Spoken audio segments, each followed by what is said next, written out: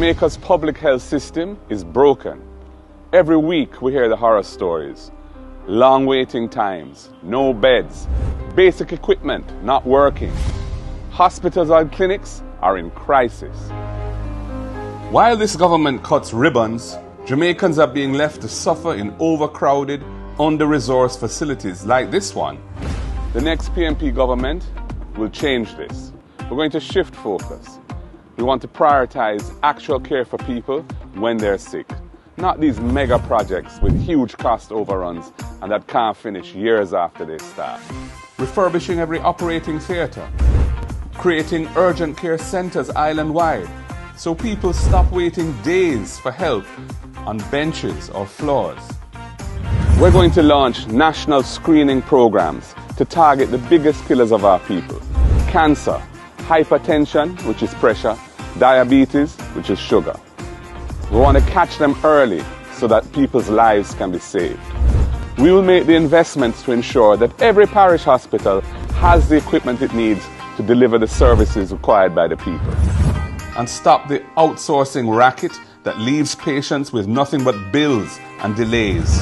And we will support our healthcare workers, not just with words, but with housing, with training opportunities, and with respect.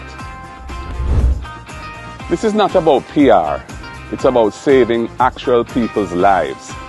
Next PNP government will deliver proper, decent health care for the people of Jamaica. Time come.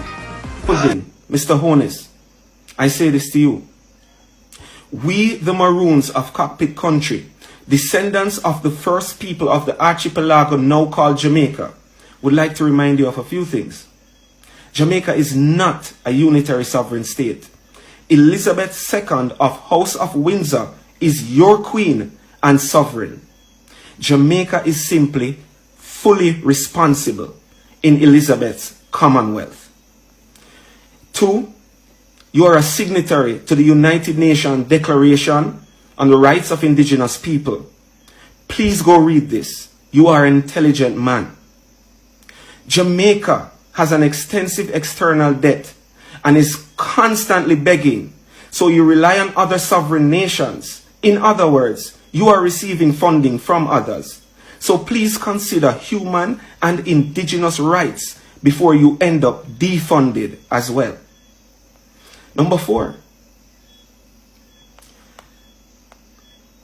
Jamaica, as a government entity, begged for its independence, whereas the Maroons waged war for 83 years. The war is now over. The right to remit was passed to the government of Jamaica, as the British High Commissioner explained in his speech, not once, but twice, while you were sitting in front of him. I say this, please, please, let good sense prevail. Do the right thing, and please be guided accordingly. Thank you. What is going to happen with this wage bill rally? Civil servants are adamant that they're not taking 2%. Can you show us that the government have that money or they don't have it? Well, them don't have the money. So it means the place offer either them will cut the capital budget again, which means we don't get no growth, or the place will shut down for a protracted period because the trade union leaders them so them not accept that. So the only alternative is for them cut the capital budget if they want to pay the public sector, and that means slower growth and more stagnation. Cut the capital budget? Again. So you mean that is the budget for fix road and put in water? Yeah, man. Which will hamper economic growth. So you're saying... Go ahead. Next option is to fire the public sector workers then. And them can't do that without creating mayhem in our country. Well, and that is why all of the bogus analysts them should be arrested, because Nigel Clark caused this problem, because Nigel Clark busted the budget, moved the debt to the wage to GDP ratio from 9% to 13%, and then give friend them all of the money and say Ernst & Young pay $1 billion to do it. And none of the analysts them who say them great never look for them and tell them say rubbish that in those. So Nigel Clark set up this problem. Who are them bogus analysts there? And man like Damian King, man like Mr. Duncan, yeah, them of kind the of man Keith, there. You mean of the Keith variety? Yeah, man, them man there, yep. So what happened to the man when he win? Dr. Wayne. Yeah, man. He have the any main part? one. Well, in fact, he might the main one. Eh? Tell her. He might the main one. Yep. BOJ, governor, too. All of them support the rubbish. Yeah? Because we want them Frida Knightley Clark. Yeah, man. You mean the governor where you want him used to sit on EPAC? Yeah, man. And then them want the workers now for bear the sacrifice. Yeah, all of them are bad decision making. Yeah, and none of them never have to go to stand up and tell Nigel Clark say rubbish. And when they tell them say rubbish, them are and them say me bad mind and me this and me that. And I told me never get the work at IMF and all kind of crap. See, you know, the chicken come to roost now. So is them shut down the public sector leaders, them shut down the country, or them have to cut the capital budget and pay the man them. I done to the total disrepair with the country already. So now I get no growth. But how you going to cut? Well, maybe they can cut the capital budget, Ralston, because they're not spending it either. Yeah, well, but when I say either way, whether you don't spend it or not, if you cut it, all you got to do is slow down economic growth and push it on more poverty. So Parliament was busy by 5 vision isn't adding up. Projected arrivals and earnings both fall short of the $5 billion mark. Yet the minister insists Jamaica is still on course. Relating to the 5x5x5 vision, you indicated that began in 2020, so this would be the 5th year of the 5. And you say that Jamaica is firmly on course to achieving it. But you've said that the projected arrivals for this year, 2025, is 4.3 million, and that the earnings are projected at 4.6 billion US. Both of those are below 5 billion visitors and $5 billion. So I was wondering on what basis you say you're on course for achieving it. Other MPs, Doctors Angela Brown-Burke, Dayton Campbell, Kenneth Russell, MP Dwayne Vaz, Heather Miller-Bennett, Ian Hales, and Omar Newell echoed similar concerns. From farmers and fishers to Negril's infrastructure, sports, tourism, and even including Africa and creatives in the global marketing push. The message was clear. Local first sounds good, but unless it delivers for workers, farmers, and communities, it risks becoming just another slogan. Health Minister Dr. Christopher Tufton gave an update on dengue, but the opposition says Jamaicans need more than fogging and photo ops.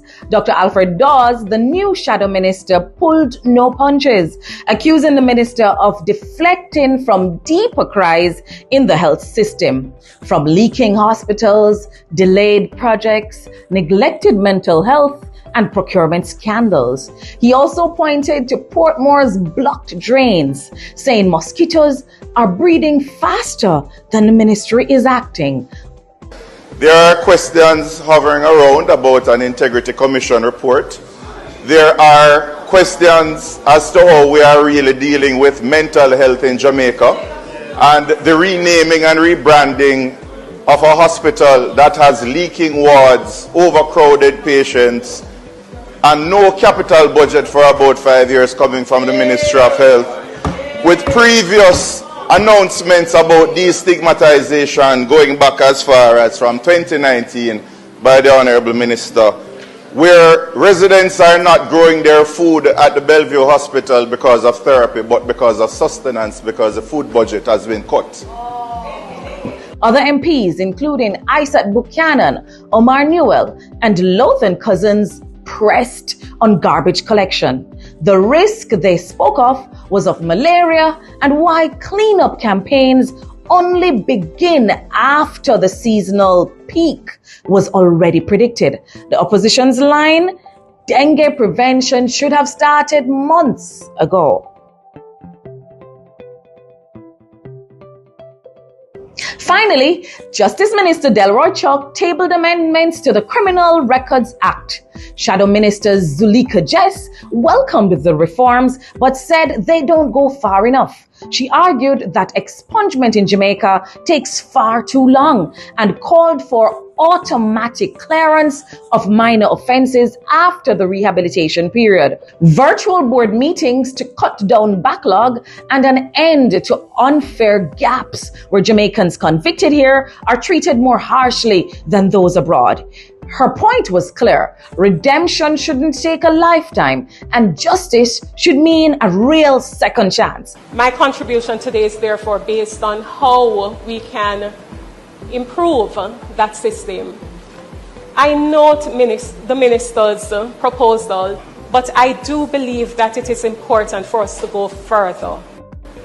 I must confess there is a sense of discomfort on my end as it relates to the proposed amendment that is contained in Clause 3, which would essentially allow persons who are convicted of offences in other jurisdictions to have their records expunged, but individuals who are convicted here of the very same offences cannot have their records expunged. I must confess that it does not sit very well with me. But these proposed changes also have real implications for Jamaican women and girls. So even if the debate feels technical, I beg you, pay attention. It's going to continue for at least another 2 weeks. If you have thoughts or concerns about what should be in this law, share them with your MP, with the party, or right here in the chat, in the comments. We will pick them up and represent them.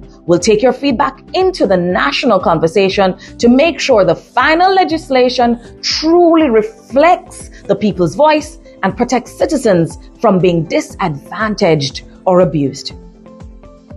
So Tuesday's sitting showed the tension between glossy headlines and ground realities. Tourism is growing, but will locals feel it? Dengue is rising, but is prevention too late? Justice reform is coming, but will it protect those who need it most? Parliament isn't just for politicians, it's for you too. Stay informed, stay involved, and keep holding power to account. That's it for this edition of The Breakdown, Parliament Edition. I'm Nikisha Burchell.